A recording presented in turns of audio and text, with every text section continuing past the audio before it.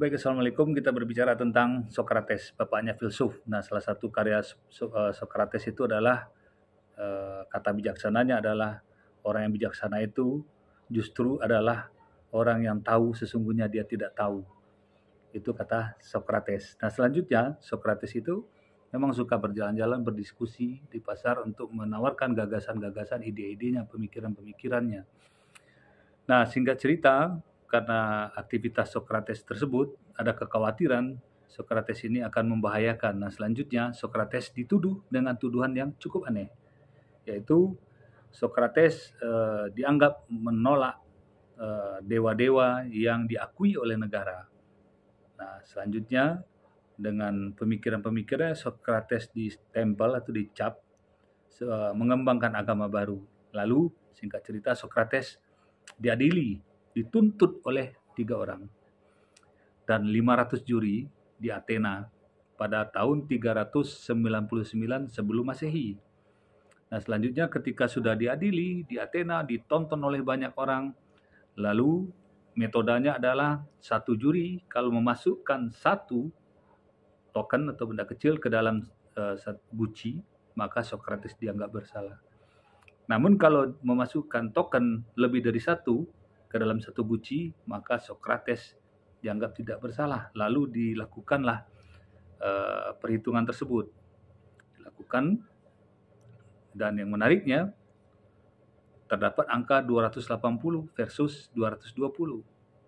Tapi 280-nya menyatakan Sokrates bersalah. Lalu konsekuensinya Sokrates dijatuhkan hukuman. Yang lebih menariknya lagi, hukumannya adalah walaupun dia pemikir besar hingga sampai sekarang, Sokrates dijatuhi hukuman mati. Lalu hukuman matinya dengan cara apa? Sokrates dijatuhi hukuman mati dengan cara meminum racun hemlock. Lalu Sokrates menyatakan keberatan. Keberatannya memohon agar hukuman mati meminum hemlock diganti dengan denda. Sayang 1000 sayang, permohonan Sokrates ditolak. Dan Sokrates akhirnya tetap dijatuhi dengan hukuman mati dengan cara meminum hemlock atau racun.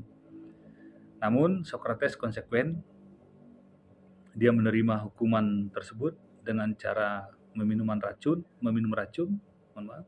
Nah, selanjutnya sesuai dengan putusan, setelah minum racun, Sokrates harus berkeliling kota dengan cara berjalan kaki tentunya. Setelah minum racun tersebut, Sokrates berjalan kaki dan didapati setelah berapa saat kakinya mulai kebas dan akhirnya Sokrates terjatuh. Nah, terjatuh dan lama-kelamaan rasa kebas, rasa dingin menjalar ke sekujur tubuhnya dan akhirnya pada tahun 399 Masehi tersebut Sokrates wafat. Benang merahnya adalah terkadang hukum itu kejam dan terkadang juga hukum itu dianggap tidak kejam, tergantung kacamatanya seperti apa. Namun pada faktanya ketika berbicara